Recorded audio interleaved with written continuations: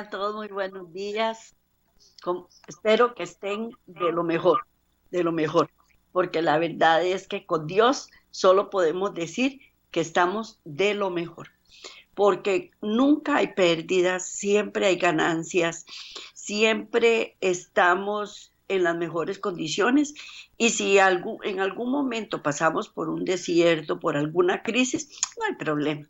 Dios está con nosotros siempre y sabemos que todas las cosas que nos suceden son para beneficio después. Así es que entonces estamos, como decimos los ticos, pura vida estamos. Y y espero que si en algún momento personas de otro país nos ven, porque yo sé que muchas personas de otro país nos ven. Por ejemplo, yo tengo familia en Estados Unidos y yo sé que ellos ven nuestra programación. Ellos sí saben lo que significa pura vida. Y la verdad es que estamos pura vida. Y con Dios todo es así.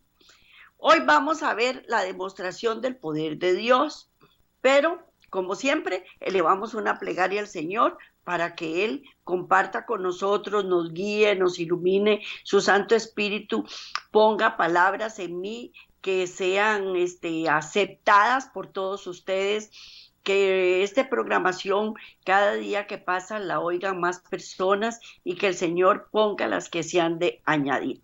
Porque la verdad es que al final de cuentas, Él es el que da, el que pone la semilla, el que hace que la semilla germine y el que da el crecimiento también. Así es que entonces tenemos la mirada puesta en él, que esta programaciones tan valiosas que nosotros compartimos con ustedes en Laicos en Acción a través de YouTube y de las redes sociales y a través de Radio Costa Rica puedan llegar hasta sus hogares o hasta donde usted se encuentre, trayéndole buenas nuevas, gozo, placer y salvación a sus vidas y a sus hogares. Bueno, inclinemos nuestro rostro y vamos a elevar una plegaria al Señor. Amantísimo Padre, te damos gracias por estar con nosotros siempre, por compartir con nosotros, por habernos escogido, por permitir que nosotros permanezcamos en tu redil, por permitir que siempre estemos aprendiendo cosas nuevas para traerlas y enseñarlas a través de este programa, Señor. Te damos gracias por toda la iluminación, porque la verdad es que nos iluminas con tus verdades, Señor, y haces que llevemos una vida mejor cada día. Te damos gracias, Padre amoroso, por llevar todas estas nuevas de salvación hasta los hogares que tú quieres que escuchen. Bendice a todas y cada una de las personas que a través de este medio logran oírnos, oírte a ti, porque al final de cuentas no es a nosotros que somos el tema principal, sino el tema principal eres tú, Padre eterno. Y esto es lo que queremos transmitir, esto es lo que queremos dar a conocer para que cada día que pases se enamoren más de ti y puedan conseguir la salvación a través de ti, Padre eterno. Te damos gracias en el nombre de Cristo Jesús. Amén. Amén. Bueno, pues hoy vamos a ver la demostración del poder de Dios. La demostración del poder de Dios, espérese un momentito porque algún problemita tengo que no le... Ya, aquí está. Ok, la demostración del poder de Dios. Y vamos a empezar con el tema hoy. Siempre dentro del tema, ved aquí al Dios vuestro. Ved aquí al Dios vuestro. Hemos venido estudiando a través de todos estos programas el carácter de Cristo, porque es lo más importante, para cambiar el preconcepto que nosotros hemos tenido de Cristo como un Dios castigador, como un Dios que no perdona nada, que Él rapidito a los que no le siguen les manda castigos tormentosos, pero no es así. No es así. Él es un Dios amoroso, tardo para la ira y grande misericordia. Y a través de estos programas hemos visto cómo Él demuestra su poder, cómo Él ha mantenido toda la creación. Bueno, les voy a contar un cuentecito cortito. Tengo una perrita y yo tengo cuartería y me la meten en los cuartos y no me gusta que la metan en los cuartos porque ellos botan la basura en el basurero y usted sabe que a los perritos les encanta, ¿cómo se llama? Estar revolcando los basureros y se comen los huesos de pollo y eso les perfora el intestino y no hay forma, la gente que vive aquí, gente que tiene muchos años de vivir, están muy encariñados con la perrita y todos quieren tenerla metida en el cuarto, pero nosotros no se lo permitimos por eso mismo, no es porque no queremos que compartan con ellas y no hacen caso, me la meten la perrita.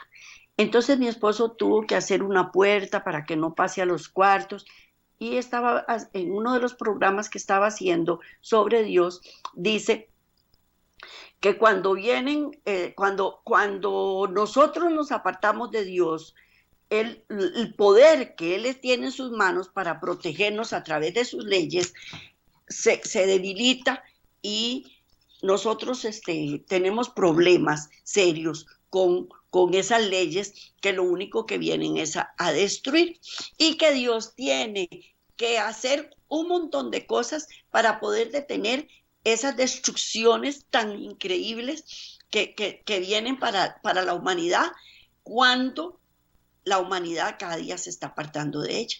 Y hoy le decía yo a mi esposo, ¿cómo entiendo al Señor humanamente? Porque es humanamente. Yo no me voy a comparar con Dios jamás, jamás.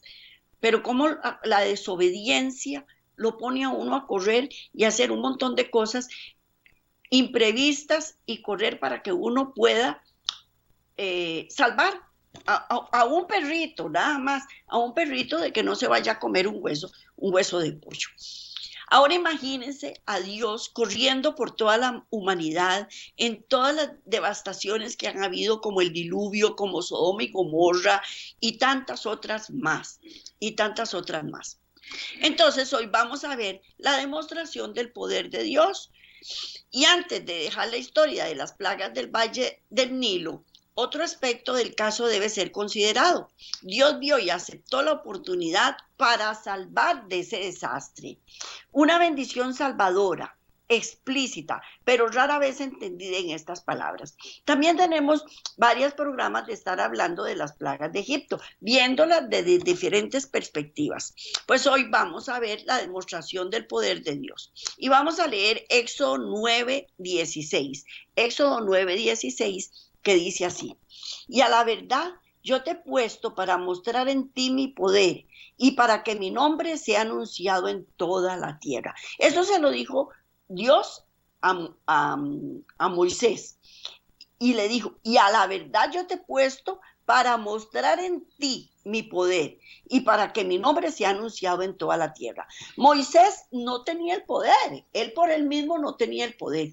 Ese poder que él manifestó con las plagas de Egipto fue el poder de Dios que lo puso en Moisés para poderse manifestar al faraón y a toda la tierra.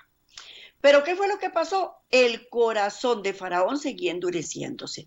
Entonces el Señor le envió un mensaje que decía: yo enviaré esta vez todas mis plagas a tu corazón, sobre tus siervos y sobre tu pueblo, para que entiendas que no hay otro como yo en la tierra. Y a la verdad yo te he puesto para declarar en ti mi potencia. No era que Dios le hubiera dado vida para este fin, sino que su providencia había dirigido los acontecimientos para colocarlo en el trono en el tiempo mismo de la liberación de Israel. Aunque por sus crímenes este arrogante tirano había perdido todo derecho a la misericordia de Dios, se le había preservado la vida para que mediante su terquedad el Señor manifestara sus maravillas en la tierra de Egipto. Dios con su santo amor quería salvar a Faraón también de todas estas plagas. Él lo quería salvar y por eso le dijo: yo enviaré esta vez todas mis plagas tu corazón, sobre tu siervo, sobre tu pueblo, para que entiendas que no hay otro como yo en la tierra. ¿Por qué le digo para que entiendas que no hay otro como yo en la tierra? Recordemos todos los ídolos que ellos tenían en Egipto y ellos recurrían a esos ídolos, pero él les decía, no, a ellos no, pídamelo a mí, acérquese a mí, para que veas mi poder en la tierra y para manifestarte mi poder, mi gracia, mi protección. Pero el faraón no lo entendió y seguía endurecido. La disposición de los acontecimientos depende de la providencia de Dios. Él pudo haber colocado en el trono a un rey más misericordioso que no hubiera osado resistir las poderosas manifestaciones del poder divino. Pero en ese caso, los propósitos del Señor no se hubieran cumplido. Permitió que su pueblo experimentara la terrible crueldad de los egipcios para que no fuesen engañados por la degradante influencia de la idolatría. En su trato con el faraón, el Señor manifestó su odio por la idolatría y su firme decisión de castigar la crueldad y la opresión. Él lo que más detesta es la idolatría. Dios no soporta la idolatría, como nosotros la tenemos cuando estamos en nuestra buena manera de vivir. Y su firme decisión fue castigar la crueldad y la opresión. Se le dijo a Moisés que el monarca no cedería hasta que Dios visitara con sus juicios a Egipto y sacara a Israel mediante una señalada manifestación de su poder. Antes de enviar cada plaga, Moisés había de describir su naturaleza y sus efectos para que el rey se salvara de ella si quería. Todo castigo despreciado sería seguido de uno más severo, hasta que su orgulloso corazón se humillara y reconociera al Hacedor del cielo y de la tierra como el Dios verdadero y viviente. El Señor iba a dar a los egipcios la oportunidad de ver cuán vana era la sabiduría de los hombres fuertes, cuán débil el poder de sus dioses que se oponían a los mandamientos de Jehová. Castigaría al pueblo por su idolatría y anularía las supuestas bendiciones de sus dioses inanimados. Dios glorificaría su propio nombre para otras naciones, para que otras naciones oyeran su poder y temblaran ante sus prodigios, y para que su pueblo se apartara de la idolatría y le tributara verdadera adoración. Nosotros vemos en la actualidad, viene un tsunami y arrasa un pueblo, viene un terremoto y arrasa otro, o qué sé yo, hay grandes devastaciones, derrumbes, inundaciones, etc. Y nosotros pensamos, pobre gente, pobrecitos, y salimos corriendo a ayudarles. Pero en ningún momento nosotros pensamos que tal vez es un pueblo idólatra.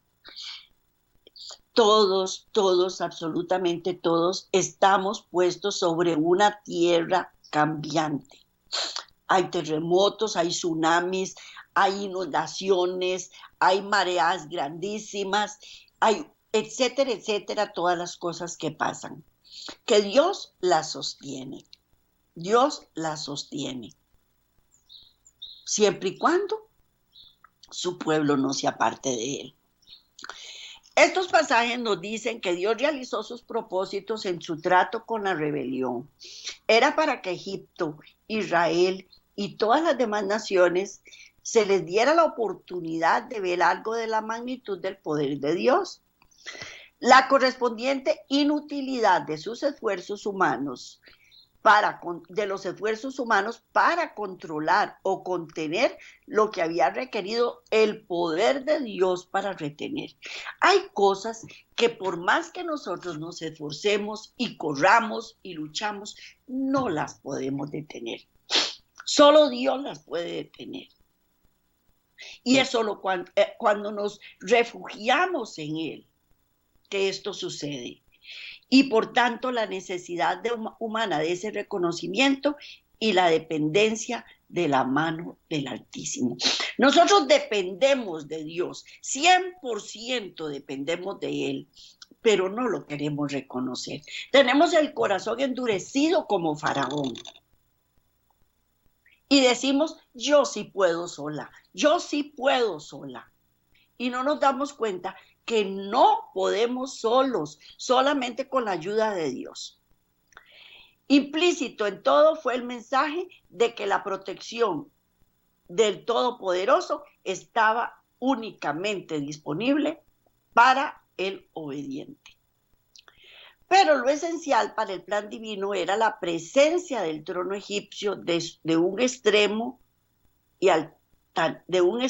altanero rey. Fue por la providencia de Dios que tal rey estaba allí en el mismo tiempo cuando la hora de la liberación de Israel había llegado. Por otra parte, Dios podía haber colocado sobre el trono del poder a un gobernante dócil. Él lo pudo haber puesto. Pero siempre nosotros debemos entender que hay un plan que se debe cumplir. Que hay un plan que se debe cumplir. Y no es que Dios endureció el corazón del faraón y le dijo, te voy a poner un corazón duro para que hagas lo que yo quiero. No, no, no, no. El faraón endureció su corazón. Y una vez más, a no ser que estas palabras sean estudiadas a la luz que emana de la vida y enseñanzas de Cristo, en un profundo estudio espiritual, antes que superficial y humano del pasado, ellas serán falsamente entendidas. Todas, absolutamente todas estas plagas las hemos visto en películas todas las Semanas Santas y las vemos y las volvemos a ver y no hemos entendido la realidad de las cosas. Todo lo vemos a la luz de nuestra humanidad y no la vemos a través de Cristo Jesús. Si Dios se obsesionara, como los gobernantes terrenales lo hacen, con la exigencia de que todos los hombres den un incondicional reconocimiento a su posición y autoridad como el gobernante absoluto del universo, entonces su motivación en exhibir su infinito poder sería infundir el respeto, así asegurando que se le dé el homenaje que siente que es debido. Si Dios lo que busca es manifestar su autoridad e imponer respeto para él mismo, entonces ya Dios es un Dios egocentrista, pero no es así. Así que su mensaje para todas las naciones habría sido así. Vamos a ver, parafraseando un poco. Oíd, pueblo de la tierra, yo estoy haciendo un ejemplo de los egipcios, por tanto conoceréis cómo yo trato a los que me rinden respeto, que considero que es mío. Desechad todo pensamiento de resistencia, porque mi poder es tal que nadie puede contenerme.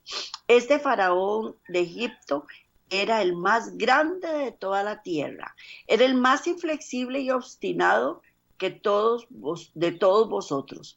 Él se atrevió a resistir mi voluntad. Vedlo ahora destrozado y muerto. Ahora servirme o trataré igualmente con vosotros. Conozcan que no toleraré la insubordinación ni aún la ignorancia de mis demandas de vosotros. Ese es el Dios que nosotros creemos. No, para nada, para nada. Él no es así. Él no es así, para nada. La vasta mayoría cree que este es el mensaje que Dios hubiera enviado. Pero en verdad, en esta situación al menos, lo que la mayoría defiende no es confirmación de la verdad, especialmente cuando es considerado que muy poca de la población mundial sirve a Dios. Muy poca de la población mundial sirve a Dios. Entonces, cuando vemos en las películas, lo que estamos viendo es un Dios castigador, un Dios iracundo, un Dios vengador. Y ese no era el objetivo. Eso no era lo que Dios quería manifestar. Una minuciosa reflexión sobre las implicaciones de este juicio de la conducta de Dios en Egipto rápidamente revelará que eso no puede ser la verdad. Para Dios conducir sus asuntos como trazados en el cielo, lo mostraría como egocentrista, orgulloso, egoísta y por tanto realmente injusto. Dios es amor a un grado infinito. Es imposible para Él ser amor y al mismo tiempo mostrar rasgos de egoísmo, orgullo y egocentrismo. De manera que todos deben escoger entre aceptar que Dios es amor o que confirmó su poder en Egipto para intimidar a las naciones para que le obedecieran. Los dos conceptos no pueden ser sostenidos. Las dos posiciones son enteramente incompatibles y de hecho contrarias una a la otra. Para mantener el concepto que Dios actuó con egoísmo con relación a la esclavitud de Israel, es pensar de él como siendo exactamente semejante al orgulloso monarca con quien él trató. Es hacerlo semejante a todo César, dictador, emperador, rey, déspota, potentado y en resumen a todo hombre impío. Y cuanto más lejos los tales se aparten de la justicia, tanto más agudamente exhiben este supremo interior por sí mismos. Y su asistente preocupación de exigir homenaje y respeto de otros. Por otra parte, cuanto más cerca los hombres vienen a Dios y llegan a ser semejantes a Él en carácter, tanto más esta disposición disminuye. Cuando nosotros vamos conociéndolo como Él es, el concepto que nosotros teníamos va cambiando y vamos viendo que no son las cosas como nos parecían que eran. Y que Él es un Dios misericordioso, grande, fuerte, poderoso. Pero nunca esto fue demostrado como en la vida de Cristo Jesús. Y siempre que fue y siempre será la imagen expresada de su Padre. Nunca estuvo una vida más apartada del egoísmo, sin dar lugar a la más leve suposición que había venido para establecer reconocimiento de su posición y autoridad por amor a sí mismo. Cristo, como la revelación del carácter del Padre, quitó para siempre todo fundamento de la noción de que Dios demostró su poder en Egipto para traer al mundo bajo su dominio. Dios Él no usa un poder compulsorio. Él quiere que nosotros estemos con Él por amor, que lo sigamos por convicción. Es más, ni siquiera por necesidad, porque muchos vuelven los ojos a Dios y lo usan como un apagaincendios. Y eso Dios Él no es así. Él quiere que nosotros permanezcamos con Él por decisión propia, por amor. Él no está preocupado por ningún interés en su posición o su reconocimiento para que le rindan obediencia por amor a sí mismo. Pensar en sí mismo y de su posición jamás le preocupa. Él no se preocupa, Él sabe lo que es Él. Él es Dios y Él sabe y tiene muy claro lo que Él es. Él no es como nosotros que a veces pensamos que somos una cosa y al día siguiente pensamos lo contrario. Hoy las mujeres, por ejemplo, hoy pensamos qué linda que soy. Mira, soy preciosa, voy a irme a lucir para que todo el mundo vea lo hermosa que soy. Y al día siguiente dice, ay, qué fea que estoy, hoy sí estoy horrible. No, yo no quiero salir, me da vergüenza que me vean. ¿Verdad que las mujeres somos así? Dios no es así, Él no es así, Él sabe lo que es Él. Pero Él verdaderamente precavido del temeroso peligro en el que todo ser humano en la tierra afronta, conoce que en el jardín del Edén el hombre desechó la protección de la ley y sustituyó en lugar de Dios a uno que no pudo controlar los poderes en toda la tierra. ¿Quién fue el que creó la tierra? Dios. ¿Quién fue el que hizo todas las leyes físicas?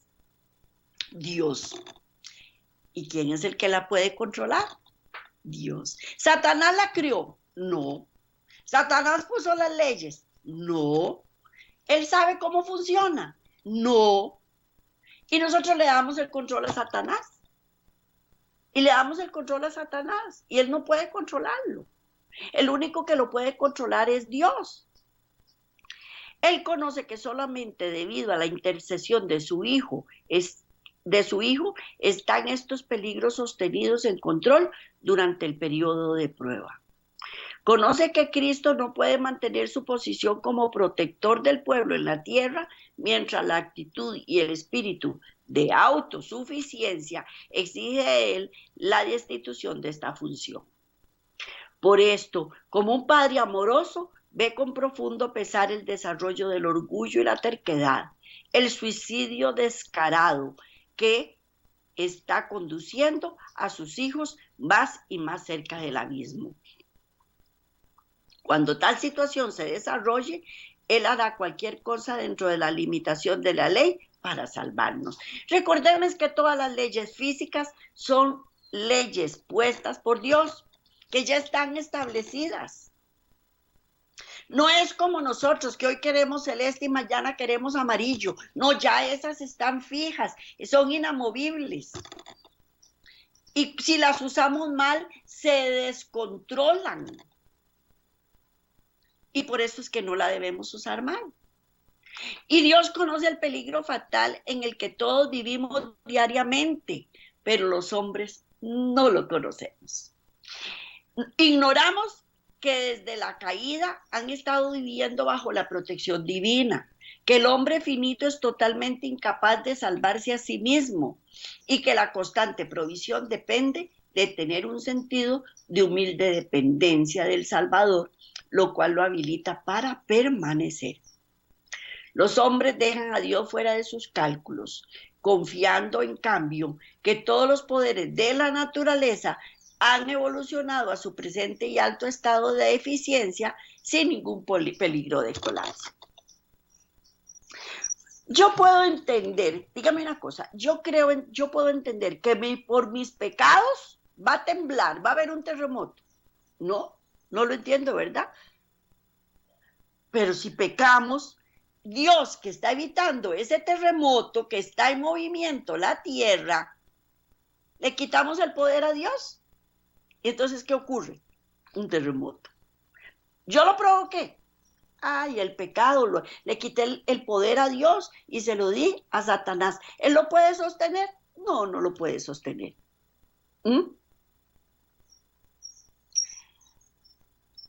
Los hombres dejan de Dios fuera de sus cálculos, confiando en cambio que todos los poderes de la naturaleza han evolucionado a su presente y alto estado de eficiencia sin ningún peligro de colapso. No pueden ver el poder de Dios actuando y por tanto permanecen en la ignorancia de esto y de lo que Él está haciendo por ellos. Así que para los que no tenían ojos de fe y por tanto no podían ver el maravilloso poder de Dios, la revelación solo podía venir por la separación del poder. Luego, mientras la tormenta, la tempestad, el fuego, el terremoto, la pestilencia los azotaba, pudieron ver en el terrible desastre que vino la medida del poder que los había previamente detenido.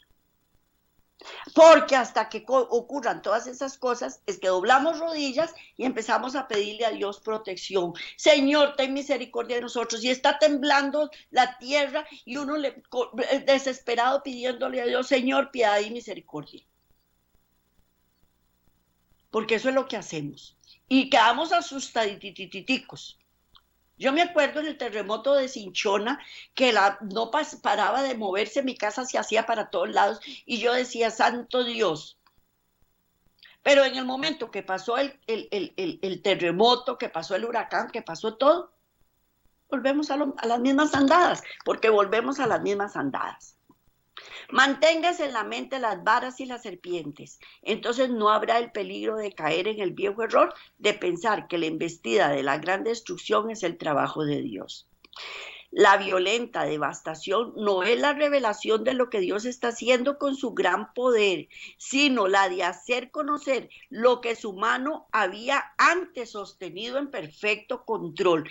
Eso es lo que tenemos que saber, que Él lo tenía todo bajo control y que nosotros le quitamos ese control.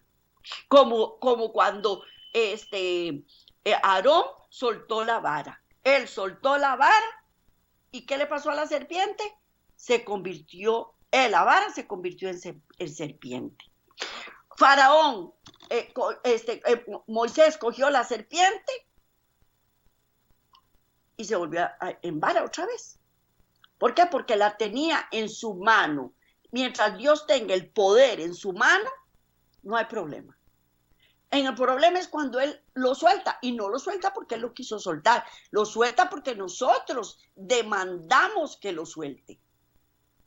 Porque esta no es la forma en que Dios desea que su poder sea conocido por la humanidad, porque esto exige gran costo a la vida y la tierra, y por eso actúa con todos los recursos del cielo para prevenir el desarrollo de semejante crisis. Pero no puede obligar al hombre a obedecer.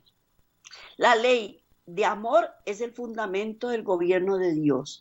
Dios no quiere la compulsión, no le agrada la sumisión forzosa y da toda libertad para que se les sirva voluntariamente.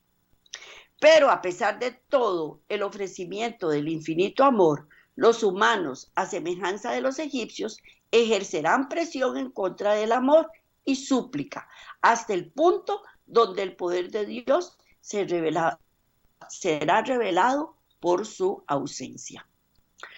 Cuando por causa de nuestra ceguedad y persistente rechazo de recibir el ministerio de amor, lo forzan a quitar la mano del timón, Él todavía sigue obrando con el mismo amor. Aunque la pérdida de vida y propiedad será enorme, el Señor actuará para el rescate de muchos de la ruina. Primero, Dios procura levantar individuos de la misma profundidad del pecado para que se den cuenta de las necesidades de ese poder que únicamente pueden resistir los temerosos poderes de la naturaleza y del hombre. Asimismo, buscará impresionar en las mentes de los observadores, cerca o lejos, las mismas verdades salvadoras, animándolos a no actuar con imprudentes responsabilidades. Dios nunca gestiona esas condiciones para transmitir estas lecciones, sino cuando se desarrollan a pesar de sus mejores esfuerzos para prevenirlas. Entonces las usará para cumplir un servicio de valor para el necesitado. Este trabajo no es hecho en vano. Para algunos, tal como para el orgulloso déspota y algunos de su pueblo lo fue, pero muchos habitantes del río Nilo reconocieron cuán impotentes eran sus propios dioses para contrarrestar los poderes abandonados por el Señor y se convirtieron al servicio del verdadero Dios. Eso era lo que Dios quería. Vea, su Dios no lo puede hacer, pero yo sí lo puedo hacer. Lógicamente que el faraón trajo a todos los magos, hicieron un montón de cosas que aparentaban a los ojos de los egipcios que eran igual que Dios, pero no. Tan es así que la serpiente se comió las serpientes que transformaron las varas que transformaron en serpientes los encantadores. Cuando los israelitas salieron de Egipto, mucho de este pueblo partió con ellos. Entre tanto, cuando Moisés anunció la llegada del granizo, un buen número de campesinos revelaron su reciente convicción al buscar con presteza refugio para sus familias. Si estos importantes azotes eran lo que el poder de Dios había estado controlando, entonces qué estupendo era el poder de Dios. Vamos a leer Éxodo 9:20, que dice así: de los siervos de Faraón, el que tuvo temor de la palabra de Jehová, hizo huir sus criados y su ganado a casa. cuando iban a caer los granizos, dijeron, no, no, no, no, no, vámonos y nos refugiamos todos en la casa, con todos los animales y con todo lo que podamos, porque esto se pone feo. Y no solamente estas personas fueron ayudadas, fue una lección para los israelitas, mientras a la distancia los cananeos tenían motivos para tomar una pausa en sus precipitadas iniquidades y su asistente destrucción. Al tiempo de prueba, fue indudablemente extendido por los eventos en Egipto. Así Dios logró un propósito salvador por medio de eventos que habían incesantemente procurado prevenir. Vamos a leer Daniel 4:17. Daniel 4:17 que dice así: la sentencia es por decreto de los vigilantes y por dicho de los santos la resolución, para que conozcan los vivientes que el Altísimo gobierna el reino de los hombres y que a quien él quiere lo da y constituye sobre él al más bajo de los hombres. Repito, la sentencia es por decreto de los vigilantes y por dicho de los santos la resolución, para que conozcan los vivientes que el Altísimo gobierna el reino de los hombres y que a quien él quiere lo da, constituye sobre él el más bajo de los hombres, constituye el más bajo de los hombres. Sí, se ha de deducir que Dios determina quiénes han de ocupar las posiciones de gobernantes de las naciones y elige esos hombres sin considerar la voluntad de hombres y naciones. Entonces, serios interrogantes acerca del carácter de Dios deben ser confirmados. Al elegir un gobernante, de ser así, seríamos títeres en las manos de Dios. Además, algunos gobernantes llegan al poder por elecciones falsificadas, influencias, amenazas y otros por el uso de métodos injustos o por las sendas ensangrentadas. Si Dios ordenó a hombres como Hitler o Nerón, entonces los gobiernos de terror deben ser imputados a Dios. Entonces, ¿por qué Dios puso en el trono a un rey terco? Cuando los hombres deciden constituir a un rey, primero deciden quién será ese hombre, luego presionan, sobornan, persuaden hasta lograr sus deseos.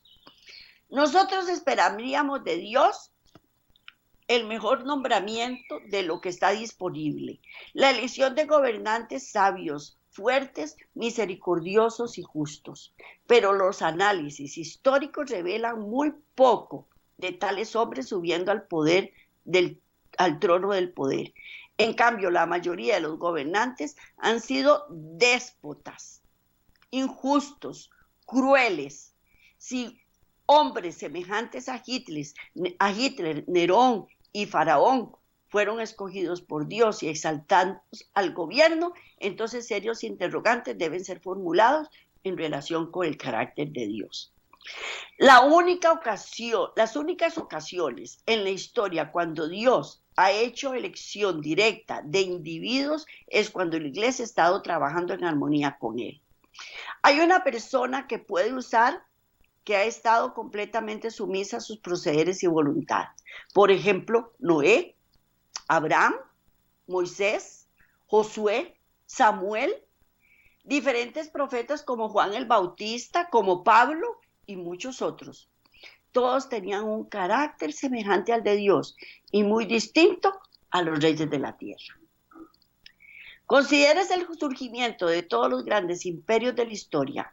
Cuando están surgiendo son personas sufridas, abnegadas, tratando de obtener sus logros leales a sus líderes y fuertes. Todos los líderes empiezan así, vienen tan sumisitos, vienen a ayudar, vienen a colaborar, vienen a arreglar el pueblo.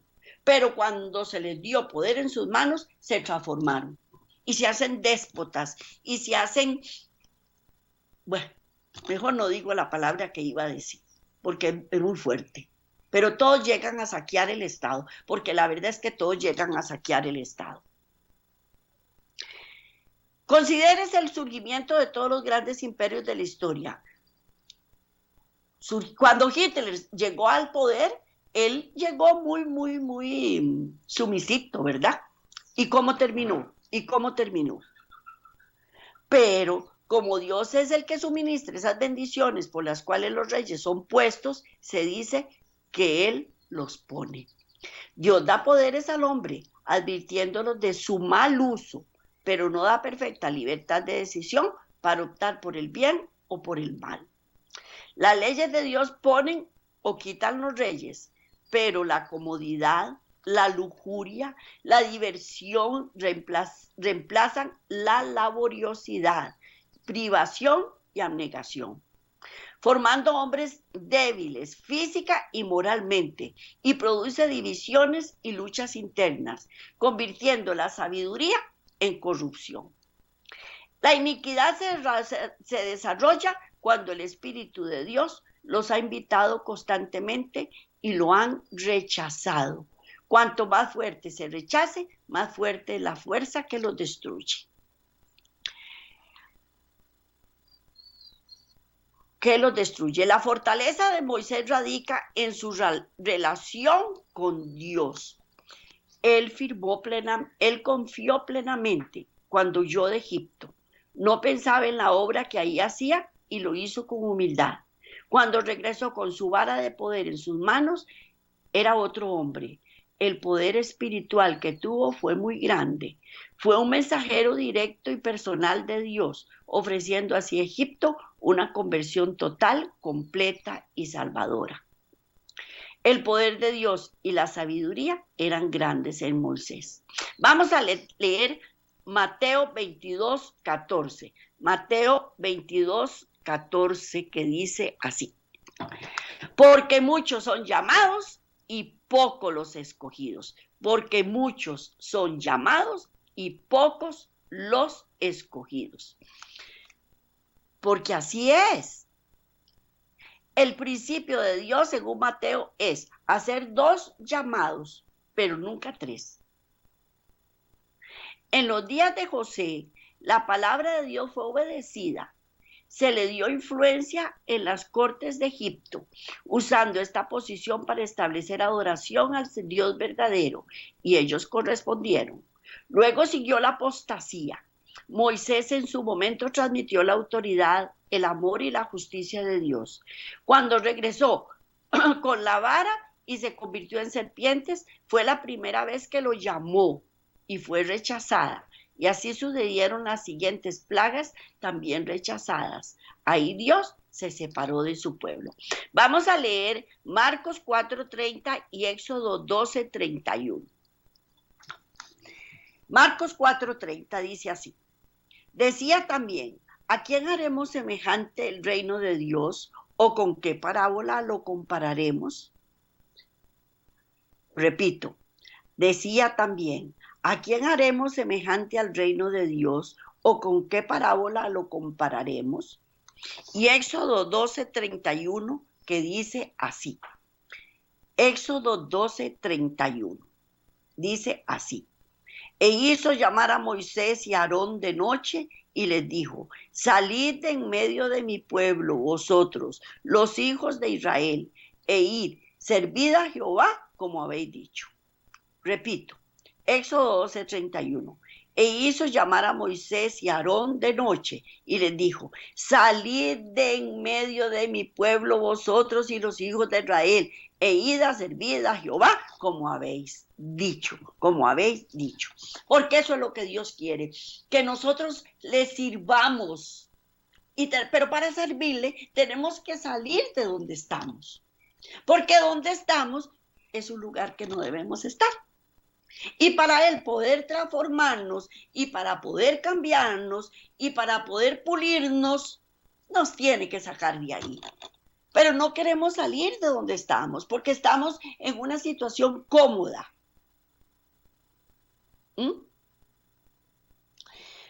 Con respecto a Marcos 4:30, no había con qué compararlo, no había comparación, no podía hallar en la sociedad-nación con qué compararlo. Dios no quitará voluntariamente su presencia para dejar libres los poderes de la naturaleza para quebrantar al opresor. Lo que hizo fue sacar a su pueblo para poderlo salvar. Él sabía toda la debacle que se venía sobre Israel, sobre Egipto. Entonces lo que hizo fue sacar a su pueblo y llevárselo aparte para poderle dar protección. Muchas veces somos apartados de nuestras familias, que es lo que más nos duele, o de gente que nosotros queremos muchísimo y no lo entendemos. Y Dios nos está protegiendo y nos está llevando aparte para que nosotros le podamos servir. Porque si seguimos con esa persona o con esas personas, no lo vamos a lograr. No lo vamos a lograr.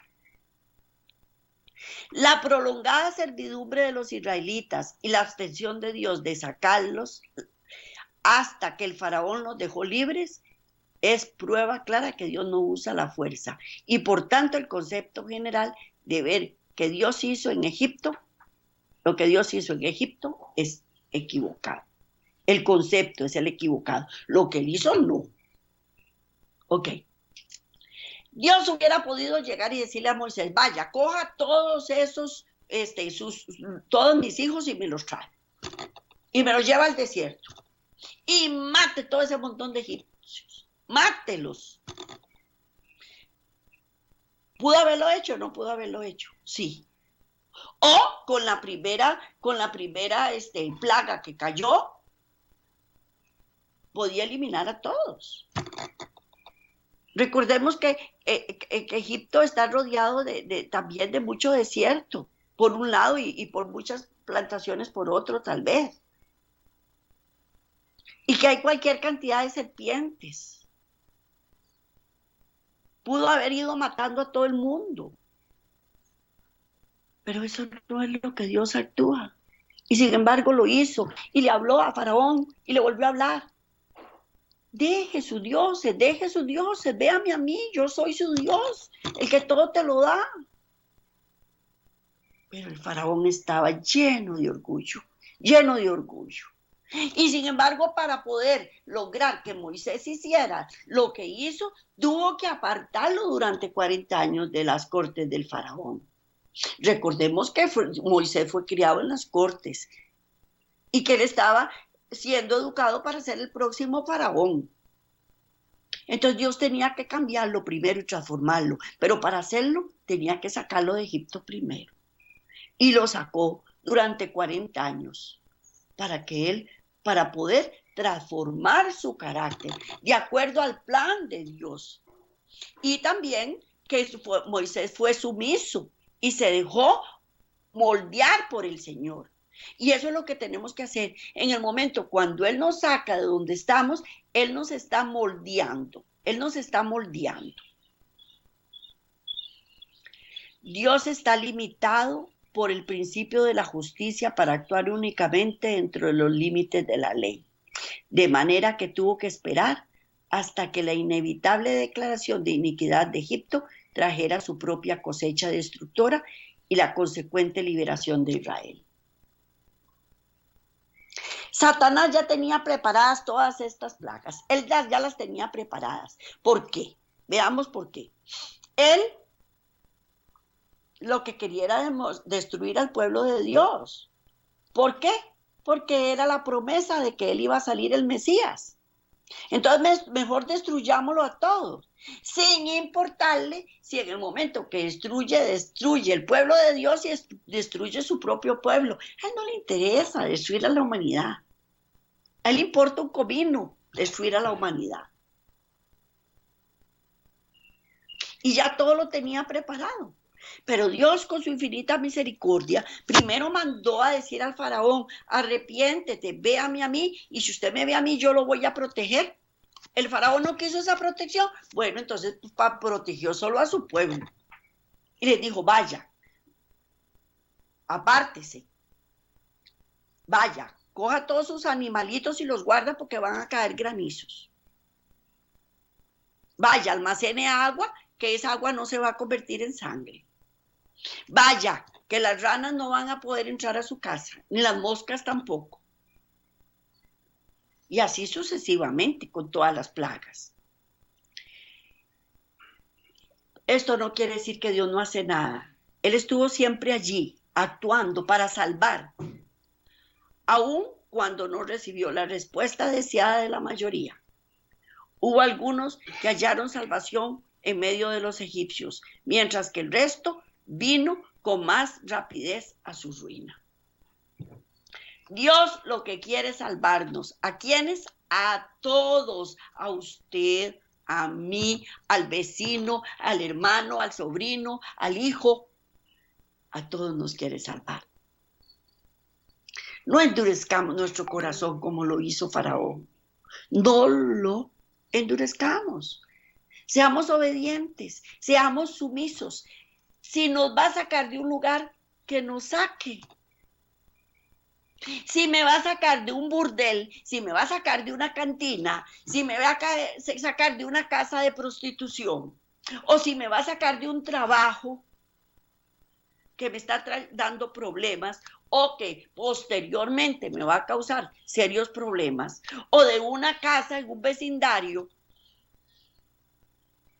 o si me va a quitar todos mis bienes, porque lo que me están haciendo es inflándome y estoy llena de orgullo y de vanidad.